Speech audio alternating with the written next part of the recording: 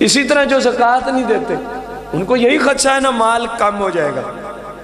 اللہ فرماتا ہے تو پورا سال کھاتا رہے، پیتا رہے، پہنتا رہے، جہاں لگتا ہے سواری پہ، مکان پہ لگاتا رہے، او جب تو تھک جائے کھا کھا کے، جب تو تھک جائے لگا لگا کے، جب تھک جائے پی پی کے، جب تھک جائے تو پہن پہن کے، سال کے بعد دیکھ کچھ بچے ہیں پیسے۔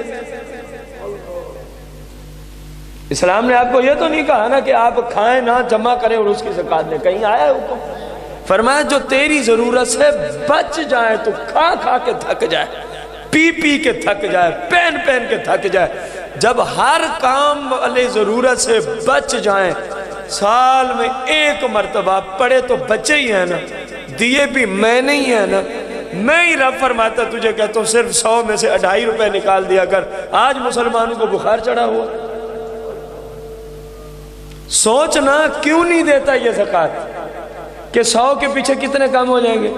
یہ اس کی گندی سوچ ہے کہ 2.5 کم ہو جائیں گے۔ اسلام کہتا ہے، رب کہتا ہے، رب فرماتا ہے، قرآن فرماتا ہے تو نکال کے تو دیکھ، اگر برکت نہ آئے تو پھر کہنا۔ جو زکوٰۃ دیتے ہیں پوری پوری ان سے پوچھو مال میں کمی آئی ہے آج؟ فقیر پریکٹیکلی باتیں آپ کو عرض کر رہا ہے۔ کیوں؟ ہمارا ایمان ہے رب جو فرمائے اس کی مخالفت ہو سکتی؟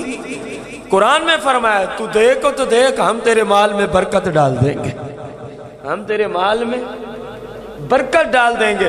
تو اب جو نہیں دے رہا، اب جو وہ اس لیے کہ مال کم نہ ہو جائے، حالانکہ یہ جھوٹ ہے، زکوٰۃ دینے سے مال کم۔ میں کتاب میں بزرگ کا قول پڑھ رہا تھا، ایک عالم دین کا، کہا جی 1400 سال کی اسلام کی تاریخ میں ہم نے ڈھونڈنا شروع کیا، کوئی ایسا غریب دیکھیں جس نے اللہ کی راہ میں مال خرچ کیا اور غریب ہو گئے۔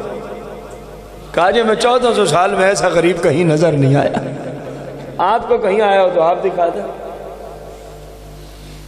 اب غور کریں یہ کیوں بچا رہا ہے وہ 2.5 گندی سوچ پہ کہ مال بڑھ جائے۔ اب سارا یہ کھا تو نہیں سکتا نا، بیوی کھائے گی، بچے کھائیں گے، فلاں فلاں کھائے گا، تو کیسا بے عقل انسان دوسروں کو کھلانے کے لیے خود کہاں جا رہا ہے؟